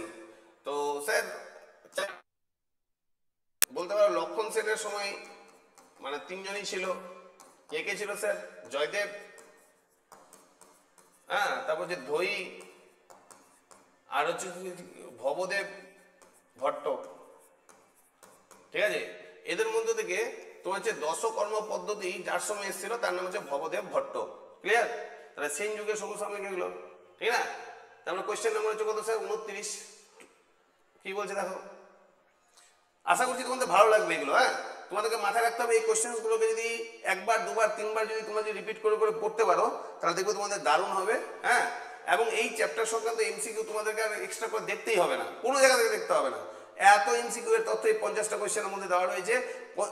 এই 50টা কোয়েশ্চেনকে কিন্তু 50টা কোয়েশ্চেন ভাববে না, এই 50টা কোয়েশ্চেনকে কিন্তু সবসময় প্রায় ধরনের 150-200 শব্দ মানে পাবে, মানে 150 তো হবেই তথ্য।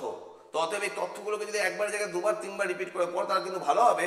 আর তোমাদেরকে এটাও ভেবে রাখা উচিত যে এই চ্যাপ্টারটা কিন্তু আমাদের ছাত্রছাত্রীরা কিন্তু খুব বেশি করে পড়ে না, কিন্তু এখান থেকে কিন্তু প্রচুর পরিমাণে কোয়েশ্চেন আসে, তো একটু মানে দেখে শুনে করতে হবে। হ্যাঁ, বলছে নিম্নলিখিত কোন তথ্যটি তোমার হচ্ছে সঠিক। এক বলছে ন্যায় দর্শনের প্রবর্তক হলেন মহর্ষি গৌতম, তিনি ন্যায় সূত্র গ্রন্থের রচয়িতা করেছিলেন।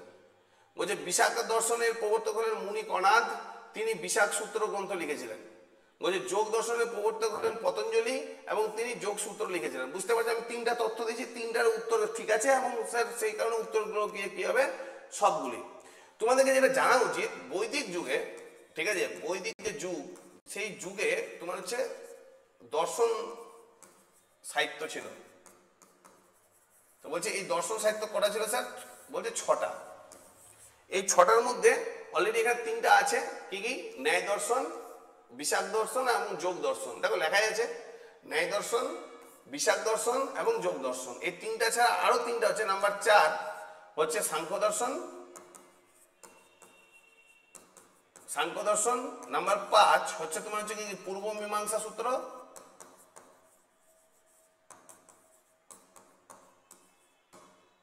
নাম্বার 6 হচ্ছে উত্তর মীমাংসা সূত্র। বলে রাখি এই 3টা সম্বন্ধে পরের কোয়েশ্চেনটাতে পাবা, আর এখানে স্যার সবগুলো উত্তর ঠিক আছে। তোমাদেরকে মাথায় রাখতে হবে পরীক্ষায় আসতে পারে ন্যায় দর্শনের লেখক কে। হ্যাঁ, তো ন্যায় দর্শন হচ্ছে কে স্যার, মহর্ষি গৌতম। এগুলো মহর্ষি এরা সেই সময়কার বিখ্যাত বিখ্যাত সব লেখক ছিল। হ্যাঁ, ঋষি মুনি ছিলেন কিন্তু প্রচুর জ্ঞানী ছিলেন। হলো, বিশাখ দর্শন হচ্ছে মুনি কণাদ, আর যোগ দর্শন হচ্ছে কে স্যার, পতঞ্জলি। ক্লিয়ার। নেক্সট বলছিলাম আমি যে তারপরে 3টা রয়েছে, দেখো এখানে 3টা রয়েছে, এটারও উত্তর সবগুলি হবে। কি কি বলছে, সাংখ্য দর্শনের প্রবক্তা হলেন মুনি কপিলা এবং তিনি সাংখ্য সূত্র লিখেছিলেন। পূর্ব মীমাংসার দর্শনের প্রবক্তা হলেন জমিনী এবং তার লেখা গ্রন্থের নাম হচ্ছে পূর্ব মীমাংসা সূত্র। উত্তর মীমাংসা সূত্রের প্রবর্তক হলেন তোমার হচ্ছে বরারাজন এবং তার মধ্যে মানে নাম হচ্ছে ব্রহ্মসূত্র। মাথা রাখবে এই তিনটাও ঠিক আছে। অর্থাৎ এখানে তোমার হচ্ছে কি সাহিত্য দর্শন সম্বন্ধীয় আমি যে 6টা তথ্য দিয়েছি, এই 6টা তথ্য যদি তোমরা যে 2বার 3বার রিপিট করে দেখে নাও তাহলে দেখবে সবগুলো সাংখ্য দর্শন তোমাদের কিন্তু হয়ে গেছে। ক্লিয়ার? নেক্সট কোয়েশ্চেন নাম্বার 31 বলছে নিম্নলিখিত বলছে কোনটি জৈন ধর্ম, হ্যাঁ এই জৈন গ্রন্থ, বলছে রত্নমালিকা, কল্পসূত্র, দ্বাদশঙ্গ না উপরে সবগুলো। দেখো একই টাইপেরই কোয়েশ্চেন, মাথায় রাখো সবগুলোই কিন্তু হচ্ছে কি স্যার তোমার হচ্ছে জৈন ধর্মগ্রন্থের বই। ঠিক আছে? এর মধ্যে থেকে রত্নমালিকা লিখেছিল হচ্ছে কে স্যার? রাজা তোমার হচ্ছে অমোঘ বর্ষ। কল্পসূত্র লিখেছিল হচ্ছে কে স্যার? কল্পসূত্র একটা মাথা রাখবে জৈন দর্শন, এটা মাথা রাখবে। দ্বাদশঙ্গ তো হচ্ছে মহাবীরের 12টি উপদেশ। স্যার এই উপদেশগুলোকে একসাথে কি বলা হয়? হচ্ছে দ্বাদশ অঙ্গ। ঠিক আছে? ক্লিয়ার? তাহলে অ্যান্সার কি হবে স্যার? উপরের সবগুলি। নেক্সট কোয়েশ্চেন নাম্বার হচ্ছে কত? কোয়েশ্চেন নাম্বার হচ্ছে 32। 32 নম্বরে কি বলছে? বলছে বৌদ্ধদের তোমার হচ্ছে গুরুত্বপূর্ণ গ্রন্থ হলো গিয়ে কি? জাতক, দীপবংশ, মহাবংশ না ত্রিপিটক? তো কি হবে স্যার? সবগুলাই, উপরে সবগুলি জানো নিশ্চয়ই। জাতক ওদের ধর্মগ্রন্থ, দীপবংশ মহাবংশ কিছুক্ষণ আগে বললাম যে স্যার অশোকের সমসাময়িক, অশোকের সময় হয়েছিল, এটাও স্যার হচ্ছে বৌদ্ধদের। আর ত্রিপিটক তখনই বলা হয়ে গেছে যে 3টা পিটক একসাথে, বিনয় পিটক, সূত্র পিটক এবং অভিধর্ম পিটক, এই 3টাকে একসাথে ত্রিপিটক বলা হয়। ক্লিয়ার? তাহলে আশা করি এটা কোশ্চেন বুঝতে পেরেছো, উপরে সবগুলি হবে। Next question number 33। 33 নম্বর কোশ্চেনে কি বলছে? নিম্নলিখিতগুলির মধ্যে কোনটি হীনযান বৌদ্ধ ধর্মগ্রন্থ? হীনযান তোমার জানা উচিত যে বৌদ্ধরা চতুর্থ বৌদ্ধ সংহতিতে দুভাগে ভাগ হয়ে গেছিল। চতুর্থ বৌদ্ধ সংহতি,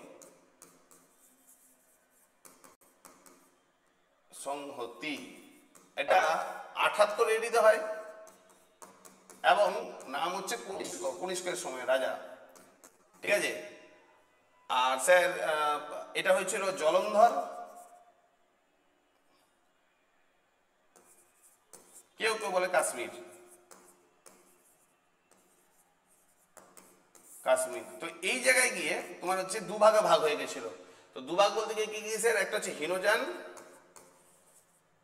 আর একটা হচ্ছে মহাযান। তো বলছে এই যে হীনযানরা, বলছে হীনযানদের বই কি স্যার? বলছে মিলিন্দ পঞ্চহ, দীপবংশ, মহাবংশ আর উপরের সবগুলি। তো মাথায় রাখবে হীনযানদের বই উপরের সবগুলাই, মানে তোমার হচ্ছে মিলিন্দ পঞ্চহ হীনযানদের, দীপবংশ হীনযানদের, আর হচ্ছে তোমার হচ্ছে কি স্যার? মহাবংশ হচ্ছে হীনযানদের। ক্লিয়ার? নেক্সট বলছে নিম্নলিখিতগুলির মধ্যে কোনটা মহাযান তোমার হচ্ছে বৌদ্ধ গ্রন্থ? কিছুক্ষণ আগে আমরা হীনযান জানলাম 3টা, এবার আমরা কার সম্বন্ধে জানবো? মহাযান। তো মহাযান হচ্ছে কি বৈপুল্য সূত্র, না ললিত বিস্তার, না হচ্ছে কি স্যার ব্রজচন্দ্রিকা? তো মাথা রাখবে 3টাই, অর্থাৎ সবগুলো। তো এই যে বইগুলো এগুলো হচ্ছে তাহলে হচ্ছে কি স্যার? মহাযান। হ্যাঁ, তাহলে হীনযান আর মহাযান বৌদ্ধদের দুটো ভাগ। ক্লিয়ার? নেক্সট কোয়েশ্চেন নাম্বার হচ্ছে 35। কোয়েশ্চেন নাম্বার 35 এ কি বলছে? নিম্নলিখিত বলছে কোন তথ্যটি সঠিক? বলছে ভাবরু তোমার হচ্ছে শিলালিপি থেকে অশোকের বৌদ্ধ ধর্মগ্রন্থ সম্বন্ধে জানা যায়। অশোকের চতুর্থদশ স্তম্ভ থেকে তোমার হচ্ছে তার শাসন ব্যবস্থা এবং ন্যায়শাস্ত্র সম্বন্ধে জানা যায়। অশোকের প্রথম বৃহৎ লেখ থেকে তোমার হচ্ছে পশু হত্যা সম্বন্ধে জানা যায়। উপরে সবগুলি। তো স্যার অ্যান্সার উপরে সবগুলি হবে। তোমাদের জানা উচিত যে অশোকের সময় 13টি রক এডিক্ট পাওয়া গেছিল। ঠিক আছে? অর্থাৎ স্থাপত্য ভাস্কর্যের তোমার হচ্ছে স্থাপত্য ও ভাস্কর্য সংক্রান্ত, হ্যাঁ তোমার হচ্ছে লিপি এই লিপিগুলো তোমার হচ্ছে বেশিরভাগটাই ব্রাহ্মী লিপিতেই লেখা, আমি কিছুক্ষণ আগে বলেছি। হ্যাঁ, এবং ভাষা কি ছিল স্যার? তোমার হচ্ছে ভাষা ছিল হচ্ছে প্রাকৃত। তো এই যে 13টা বিভিন্ন জায়গায় বিভিন্ন ধরনের লেখনী লেখা আছে এবং সেই লেখাগুলো কিন্তু খুবই গুরুত্বপূর্ণ। ঠিক আছে? সেই লেখাগুলো খুবই গুরুত্বপূর্ণ এবং এই গুরুত্বটার কথা মাথায় রেখে, ঠিক আছে, তোমাদেরকে কি করতে হবে? প্রতিটাকে কিন্তু আলাদা আলাদা করে পড়ে নিতে হবে। তার মধ্যে থেকে এখানে 3টা তথ্য দিয়ে রেখেছি। কার কার? একটা হচ্ছে ভাব্রু শিলালিপি, ভাব্রু শিলালিপি থেকে অশোকের মানে অশোক যে বৌদ্ধ ধর্ম গ্রহণ করেছিল সেটা জানা যায়। তারপর হচ্ছে অশোকের চতুর্থদশ স্তম্ভ থেকে ন্যায়শাস্ত্র তিনি যে ন্যায় করেছিলেন সেটা জানা যায়। আর হচ্ছে প্রথম বৃহৎ সংহিতা থেকে তোমার যে পশু হত্যা তিনি যে বন্ধ করতে বলেছিলেন তার সম্বন্ধে জানা যায়। ঠিক আছে, তো এই তথ্যগুলো মাথায় রাখবে। হ্যাঁ, নেক্সট কোশ্চেন, একই টাইপেরই কোশ্চেন অশোক সংক্রান্ত হবে। দেখো বলছো অশোকের যে দ্বিতীয় বৃহৎ শিলালিপি সেখান থেকে তোমার যে চোল পান্ড্য রাজাদের সম্বন্ধে জানা যায় দক্ষিণ ভারতের। অশোকের পঞ্চম বৃহৎ শিলালিপি থেকে মহামাত্রদের কর্তব্য এবং নিয়োগ সম্বন্ধে জানা যায়। অশোকের কলিঙ্গ শিলালেখ থেকে তোমার হচ্ছে জানা যায় সকল মানুষ তার সন্তান, এই কথাটা তিনি বলেছিলেন, সকল মানুষ তার সন্তান। আর স্যার মাথা রাখবে সেই কলিঙ্গ থেকে কলিঙ্গ যুদ্ধ সম্বন্ধে জানা যায়, কলিঙ্গ যুদ্ধ, ঠিক না স্যার? কলিঙ্গ যুদ্ধ কবে হয়েছিল স্যার? 261 BC-তে, তো তার সম্বন্ধেও জানা যায়। ক্লিয়ার? তো স্যার এইগুলো কিন্তু একটু মনে রাখতে হবে, কোয়েশ্চেনগুলোকে দুবার তিনবার দেখতে হবে, তাহলে মনে রাখতে পারবে, নাহলে কিন্তু মনে রাখতে পারবে না। Clear? Next question, question number হচ্ছে কত স্যার? কোয়েশ্চেন নাম্বার 37 বলছে নিম্নলিখিত তথ্যগুলির মধ্যে কোনটি সঠিক? আবার অশোকের এগেন সবগুলো উত্তর ঠিক আছে, খালি জাস্ট আমি তথ্য দেওয়ার জন্য এই কোয়েশ্চেনগুলো দিয়ে রেখেছি। বলছে মাস্কি শিলালিপি থেকে জানা যায় যে তিনি দেবনাম প্রিয়, খুব আসে পরীক্ষায়। সাঁচির স্তূপ থেকে, মানে সাঁচির স্তূপ মধ্যপ্রদেশে অবস্থিত, এটা ঠিক আছে। আচ্ছা, ভারতের পতাকায় যে অশোক চক্র রয়েছে সেটা সারনাথ থেকে নেওয়া আছে, এটাও ঠিক আছে স্যার, এটা এই দুটো জানো নিশ্চয়ই। হ্যাঁ, সারনাথে তার যে স্থাপত্য সারনাথে যে তোমার হচ্ছে স্থাপত্য এবং ভাস্কর্য রয়েছে সেখান থেকে তোমার হচ্ছে অশোক স্তম্ভ নেওয়া হয়েছিল। সাঁচির তোমার হচ্ছে ওখান থেকে তোমার নেওয়া হয়েছিল, সাঁচির স্তূপটা কোথায় রয়েছে স্যার? তোমার হচ্ছে মধ্যপ্রদেশে, MP, এটা জানো নিশ্চয়ই। হ্যাঁ, আর স্যার মাস্কি এটা কর্ণাটকে স্যার, কর্ণাটক রয়েছে। এখানে তিনি বলেছিলেন যে দেবনাম প্রিয়, দেবতার খুব প্রিয় ব্যক্তি ছিলেন অশোক, এটা মানে তিনি নিজেকে ঘোষণা করেছিলেন। এটা কর্ণাটকে স্যার, বিজয়নগর সাম্রাজ্য, যেখানে বিজয়নগর সাম্রাজ্য মাথা রাখবে সেখানে। Clear? Next question number 38। Question number 38 দেখো, বলছে নিম্নলিখিতগুলির মধ্যে কোন তথ্যটি সঠিক? বলছে অশোকের উত্তর পশ্চিম ভারতে তোমার যে শিলালিপি বাদ দিয়ে সবগুলো ব্রাহ্মী লিপিতে লেখা হয়েছে, একদম ঠিক আছে স্যার। আমি আগে বলেছি উত্তর পশ্চিমে শুধুমাত্র খরষ্টি লিপি, বাদ বাকি সব ব্রাহ্মী লিপি। দ্বিতীয়, উত্তর পশ্চিম ভারতের খরষ্টি লিপিতে লেখা, এটা ঠিক আছে, একই কথা। তৃতীয় হচ্ছে লুম্বিনীর শিলালেখতে গৌতম বুদ্ধের জীবনচক্র সম্বন্ধে লেখা রয়েছে, একদম স্যার। লুম্বিনী হচ্ছে গৌতম বুদ্ধের জন্মস্থান, লুম্বিনী, এটা নেপালে রয়েছে স্যার। তো এখানেও অশোক কিন্তু তোমার হচ্ছে কি স্যার, তোমার হচ্ছে তার স্থাপত্য ভাস্কর্য লিখেছিল, এবং এখানে কিন্তু দুটো জিনিসের উপরেই করেছিল, যে কি স্যার, বৌদ্ধদের জীবনচক্র, এই গৌতম বুদ্ধের জীবনচক্র মানে জন্ম মৃত্যু এগুলো। আর দ্বিতীয় হচ্ছে কি স্যার, তোমার হচ্ছে ওখানকার স্থানীয়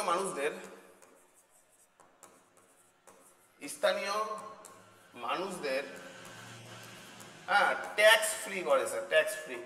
তো ট্যাক্স ফ্রি কেন করেছিল? কারণ এই মহান রাজা অশোক, এই মহান ব্যক্তি গৌতম বুদ্ধ, তিনি যেহেতু ওখানে জন্মগ্রহণ করেছিলেন তাই ট্যাক্স ফ্রি করে দিয়েছিলেন। ঠিক আছে, তো উত্তর গিয়ে কি হবে?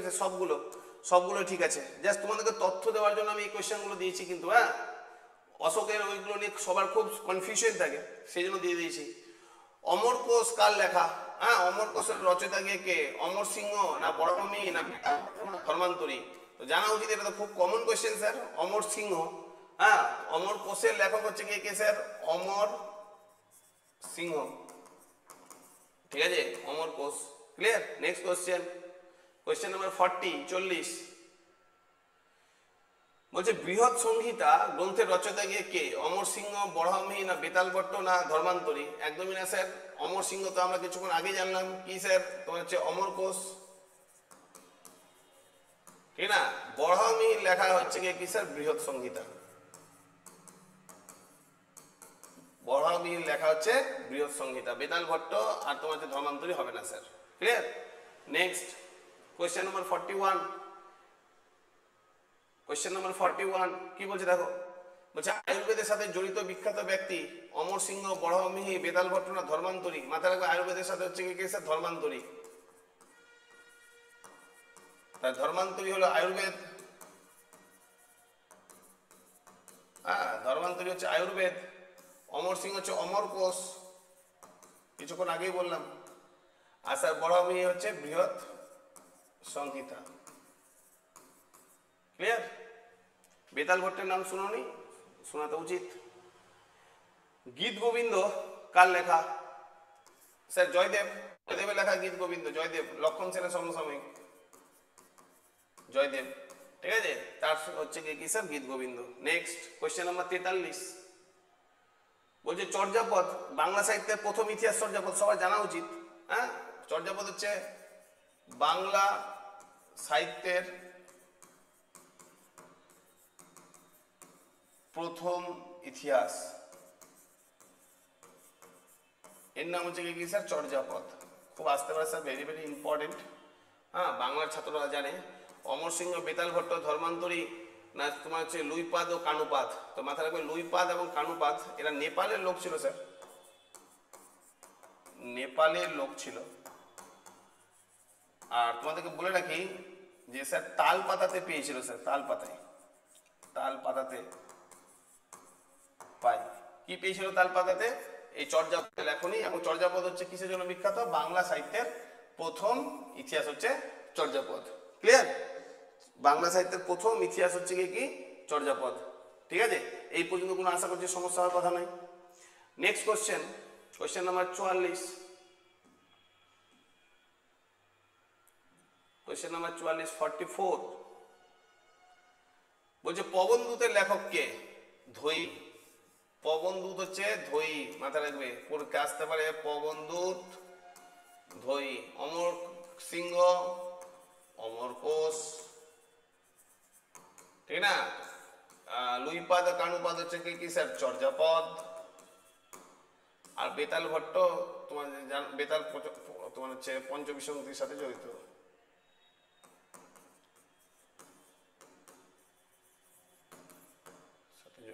ঠিক আছে, নেক্সট রামচরিত মানস কার লেখা? ঠিক আছে, রামচরিত মানস কার লেখা? অমর সিংহ, লুইপাদ, কানুপাদ, সন্ধ্যাকর নন্দী না ধর্মান্তরী? তোমার হচ্ছে সন্ধ্যাকর নন্দী। হ্যাঁ, সন্ধ্যাকর নন্দী হচ্ছে কি স্যার রাম চরিত মানস।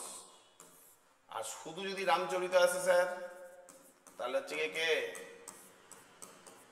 তুলসীদাস। ঠিক আছে, দুটো আলাদা কিন্তু মাথায় রাখবে, রামচরিত মানস এবং রামচরিত। নেক্সট কোয়েশ্চেন নাম্বার 46, 46 বলছে নিম্নলিখিত কোন তথ্যটি সঠিক? বলছে নলচুম্পু গ্রন্থের রচয়িতা হলো কে স্যার ত্রিবিক্রম, না কবি রহস্য গ্রন্থের রচয়িতা হলায়ুধ, স্যার হরিবংশ গ্রন্থের রচয়িতা হরিসেন। উপরে সবগুলি স্যার এগুলো তথ্য হিসাবে দিয়েছি, তথ্যগুলো মাথায় রাখবে, উপরে সবগুলি উত্তর স্যার। তাহলে হচ্ছে all of the above answer, all of the, এই অল অফ দ্য অ্যাবাভ। ঠিক আছে, অল অফ দ্য অ্যাবাভ।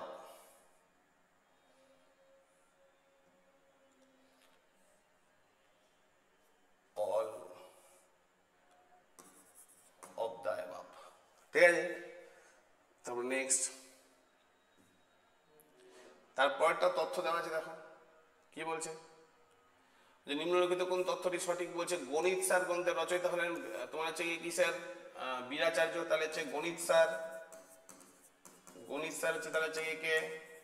বীরাচার্য। এখানে তথ্য বুঝতে পারছো, বীরাচার্যের তাহলে লেখা বইয়ের নাম হচ্ছে কি স্যার গণিত স্যার। তারপর হচ্ছে নেমি পুরাণ গ্রন্থের রচয়িতা হচ্ছে কি স্যার গুণা বর্মা। ঠিক আছে, তাহলে হচ্ছে কি নেমি পুরাণ হচ্ছে কে? গুণা বর্মা।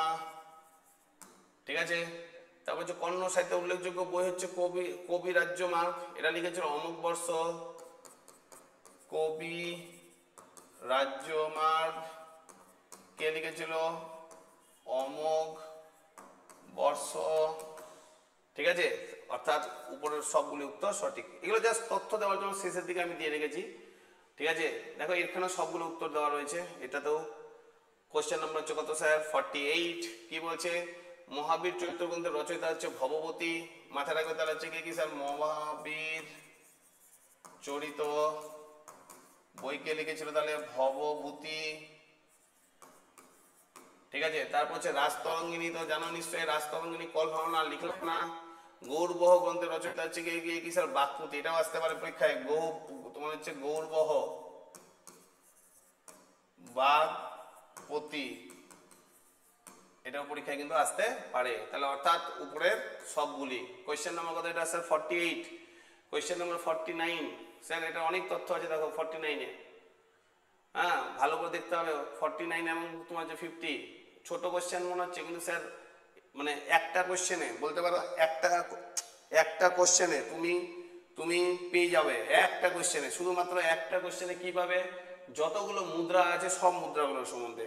এখানেও দেখো অল অফ দ্য অ্যাবাভ কিন্তু অ্যান্সার হবে, ঠিক আছে। কিন্তু অল অফ দ্য অ্যাবাভ যদি অ্যান্সার হলেও, অল অফ দ্য অ্যাবাভ যদি অ্যান্সার হয়ও, তারপরেও কিন্তু মাথায় রাখবে যে এখানে অনেক তথ্য আছে, তো অতএব তথ্যগুলো কিন্তু মাথায় নাও।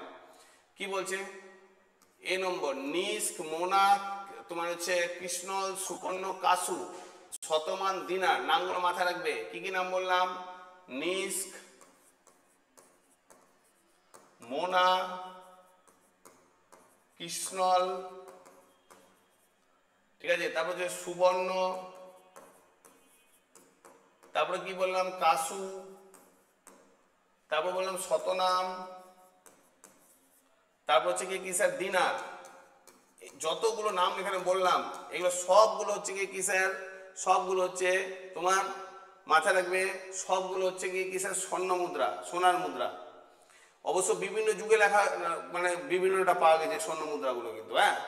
যেমন স্যার নিষ্ক, মোনা, কৃষ্ণল আছে না, কৃষ্ণল কটা হলো, এই তিনটা, এবং তার সাথে শতনাম, এই চারটা বৈদিক যুগের তোমার যে স্বর্ণ মুদ্রা, ঠিক আছে। চারটা হচ্ছে বৈদিক যুগের।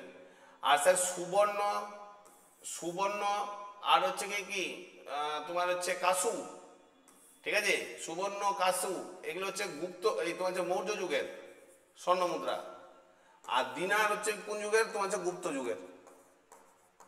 কিন্তু যেটাই যে যুগের হোক না কেন, ঠিক আছে, মাথায় রাখবে সবগুলো হচ্ছে কি স্যার তোমার হচ্ছে স্বর্ণ মুদ্রা। এটা হচ্ছে বৈদিক যুগ, ঠিক আছে, বৈদিক যুগ, বুঝতে পারলাম। তারপর 2 নম্বর কি বলছে, বলছে কর্ষপণ, দারিক, নারায়ণী, পুরাণ, ধরন, রূপক, এগুলো সব হচ্ছে রূপার মুদ্রা। স্যার এটাও ঠিক আছে স্যার, মাথায় রাখবা, ঠিক আছে। এর মধ্যে থেকে তোমার হচ্ছে কি তোমার হচ্ছে দেখো কর্ষপণ, তারপর হচ্ছে দারিক, নারায়ণী,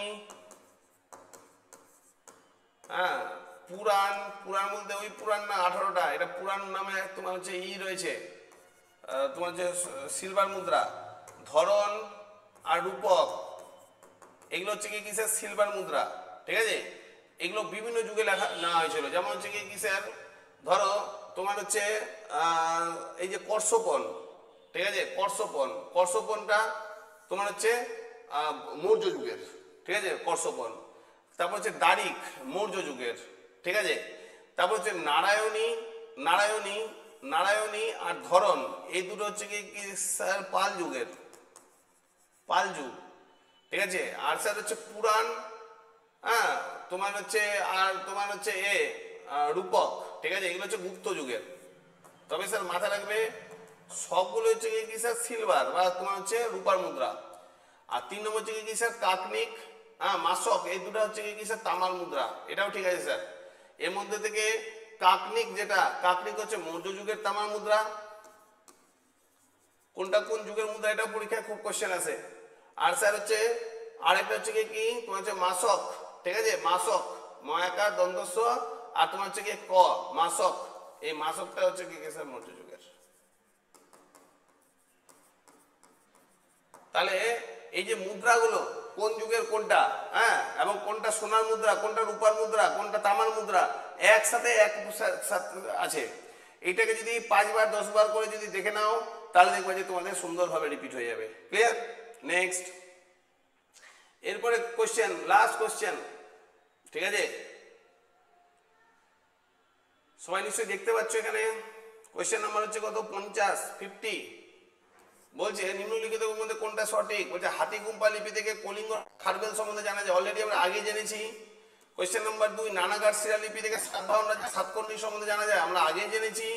মান্দাসা লিপি থেকে যশোবর্মন সম্বন্ধে জানা যায়, স্যার এটা আমরা জানি না। যশোবর্মন সম্বন্ধে জানা যায় তোমার হচ্ছে কোন লিপি থেকে, তোমার হচ্ছে মান্দাসর লিপি থেকে, ঠিক আছে। তাহলে স্যার এবার কথাটা হচ্ছে যে এগুলো ছাড়াও আরো কতগুলো লিপি আছে, যে লিপিগুলো সম্বন্ধে আমাদেরকে জানতে হবে। যেমন স্যার জুনাগড় লিপি কার সম্বন্ধে জানা যায়, রুদ্রদমন, মাথা রাখবে, জুনাগড় রুদ্রদমন।